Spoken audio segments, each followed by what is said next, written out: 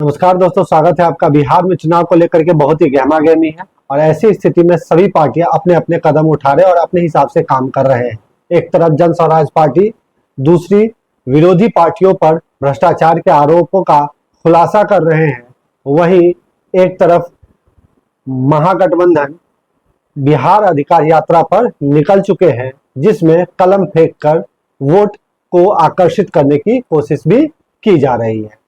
वहीं ऐसी स्थिति में एनडीए को चुप रहना बहुत ही मुश्किल हो रहा और इसलिए नीतीश कुमार के द्वारा बहुत सारे ऐसे लोक लुभावन योजनाओं की शुरुआत करनी पड़ रही है ताकि वोट को ज्यादा से ज्यादा अपनी ओर, अपनी पार्टी की ओर आकर्षित किया जाए।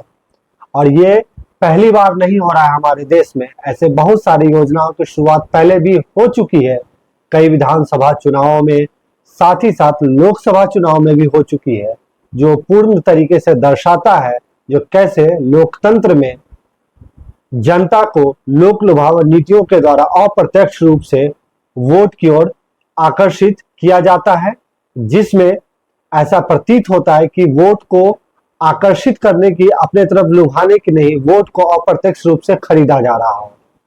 ऐसे बहुत सारी योजनाओं का बिहार में शुरुआत हो चुका है।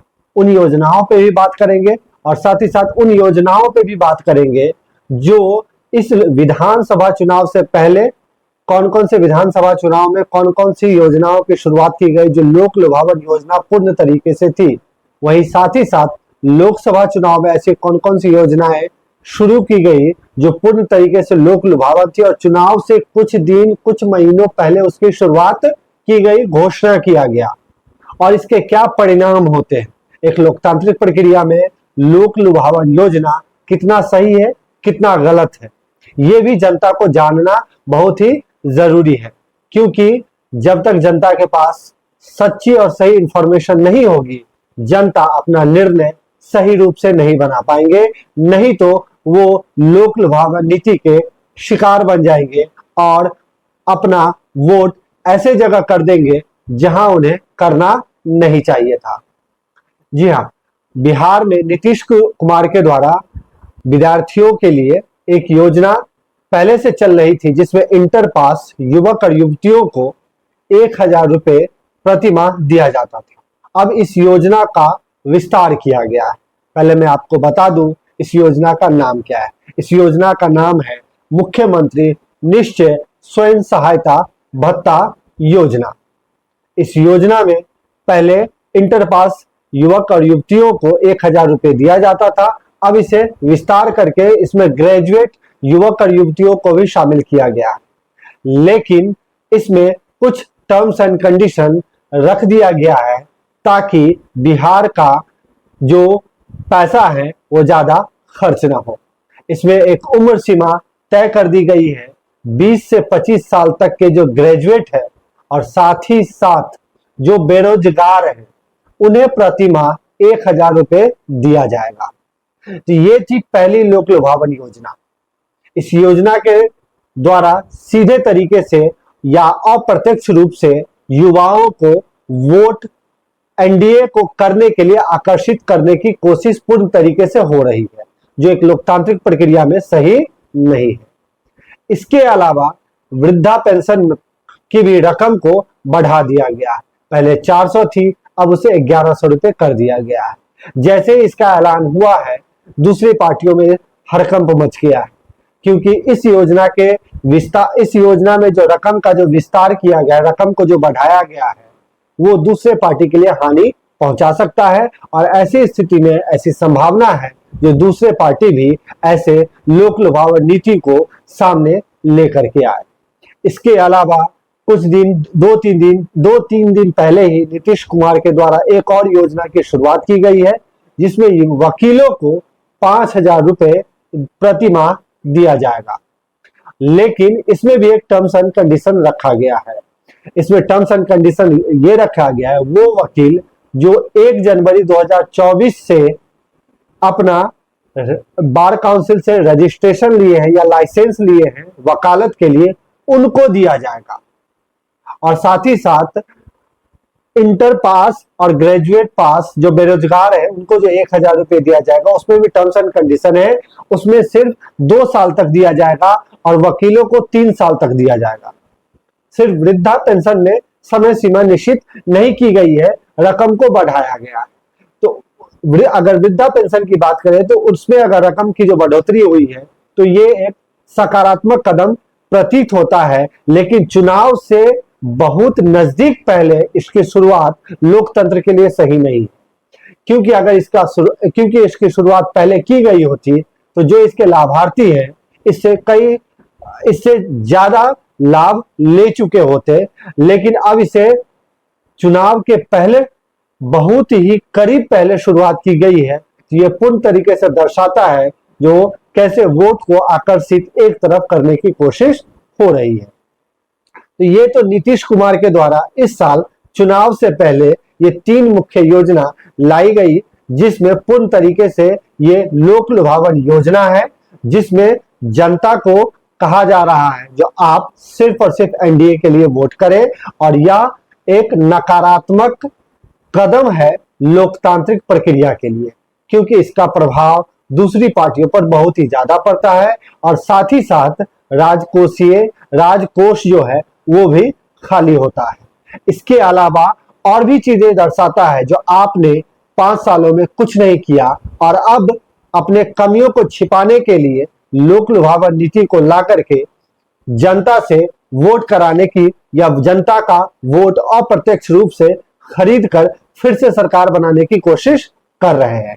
अब उन योजनाओं पे आते हैं जो इस चुनाव से पहले यानी कि बिहार के अलावा दूसरे राज्य में और लोकसभा चुनाव में कैसे लोक लुभावन योजनाओं की शुरुआत की गई। तो अब सबसे पहले शुरुआत करते हैं पीएम किसान योजना की।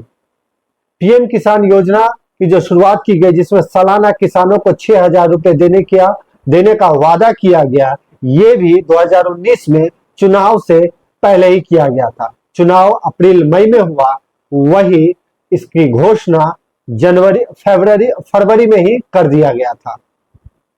तो ये भी लोकसभा चुनाव में 2019 के लोकसभा चुनाव में भारतीय जनता पार्टी एनडीए को बहुत ही ज्यादा फायदा पहुंचाया था। इसके अलावा हम देखे हैं जो पंजाब में कैसे बिजली माफी, पानी की बिल की माफी को लेकर के को आधार बना करके चुनाव लड़ा गया। साथ ही साथ दिल्ली में भी ये चीज किया गया और लोक लुभावन नीति के द्वारा चुनाव लड़ने की कोशिश की गई और चुनाव में वो अच्छे परिणाम भी पाए। अब बात करते हैं क्या लोकतांत्रिक प्रक्रिया में ये लोक लुभावन नीति कितना सही है, कितना गलत। सही अगर इसको माने तो थोड़ा भी सही नहीं है और इसके नकारात्मक पक्ष बहुत ही ज्यादा है।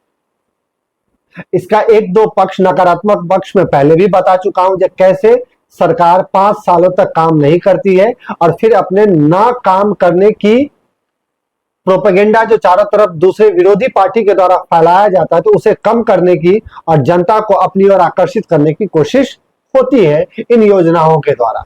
इसके अलावा भी ये बहुत ही हानिकारक है। हानिकारक इस मायने में है, ये जनता को ये लोक लुभावन योजनाएं गुमराह करती है।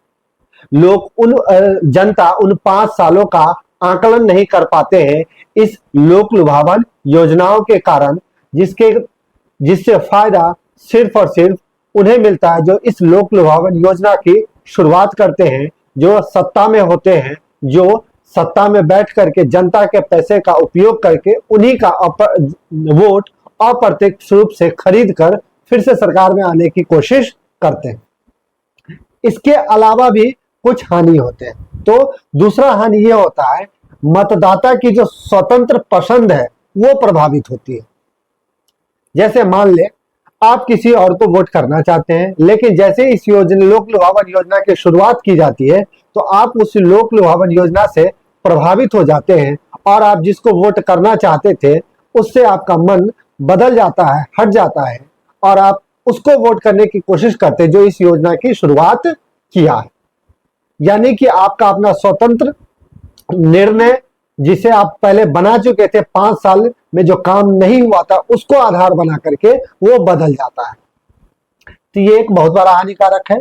दूसरा, राजकोषीय बोझ बढ़ता है, यानी कि सरकार के पास जो पैसा है, पैसे को जो खर्च करती है, तो पैसे की अगर आमदनी ज्यादा ना हो और खर्च ज्यादा कर रहे हैं आप, तो ऐसी स्थिति यानी कि सरकार के पास जो पैसा है उसका खर्च बढ़ जाता है और उस जगह पे उस पैसे को खर्च नहीं होता है जहां पे उसे 5 सालों में होना चाहिए था, और लोक लुभावन नीति में शुरू कर दिया जाता है और सत्ता में वो आ जाते हैं।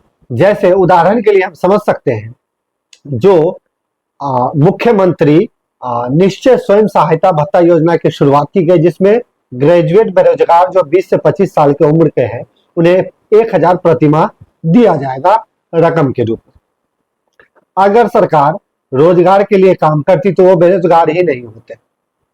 तो अगर उस पैसे को रोजगार के कार्यों के लिए, रोजगार के अवसर प्रदान कराने के लिए खर्च किया गया होता, तो आज 1000 रुपए प्रतिमाह बिना वजह के देने का कोई मतलब नहीं बनता। तो ये एक बहुत बड़ा लोकतांत्रिक प्रक्रिया में हानि है। इसके अलावा लोकतांत्रिक समानता को चोट पहुंचता है। लोकतांत्रिक समानता को चोट कैसे पहुंचता है? तो चोट इस तरीके से पहुंचता है, जो दूसरे जो पार्टी है वो अब किस आधार पर वोट लड़ेंगे, क्योंकि आपने लोक लुभावन नीतियों के द्वारा, योजनाओं के द्वारा जनता का वोट अपनी ओर आकर्षित कर लिया। अब वो किस आधार पर जनता से वोट मांगने जाएंगे, क्योंकि जनता का स्वतंत्र जो उनका जो चुनाव था, जो किसको चुनना है वो बदल चुका है। ऐसे में दूसरे पार्टियों के लिए बहुत ही नुकसानदेह साबित हो जाता है। तो एक लोकतांत्रिक प्रक्रिया में ये बहुत ही क्या है, खराब स्थिति है। इस लोक लुभावन नीति का एक और बहुत ही महत्वपूर्ण हानि है जो लोकतांत्रिक प्रक्रिया को खत्म करती है। वो इस तरीके से करती है, जनता जिन्हें निर्णय लेने का हक है, जिन्हें सोचने और विचारने का हक है, लेकिन जैसे ही लोक लुभावन नीति आती है तो उनका निर्णय लेने का, आकलन करने का जो आजादी है वो छिन जाता है। और लोकतंत्र में आपको अपने हिसाब से निर्णय लेना, सोचना, समझना, ये बहुत ही महत्वपूर्ण बात होती है। तो बिहार में चुनाव को लेकर के बहुत सारे लोक लुभावन नीतियों की शुरुआत की गई है, जो लोकतांत्रिक प्रक्रिया पर सीधे तौर पर आघात है। अगर वीडियो अच्छा लगा तो चैनल को सब्सक्राइब करें, शेयर करें और लाइक करें। Thank you.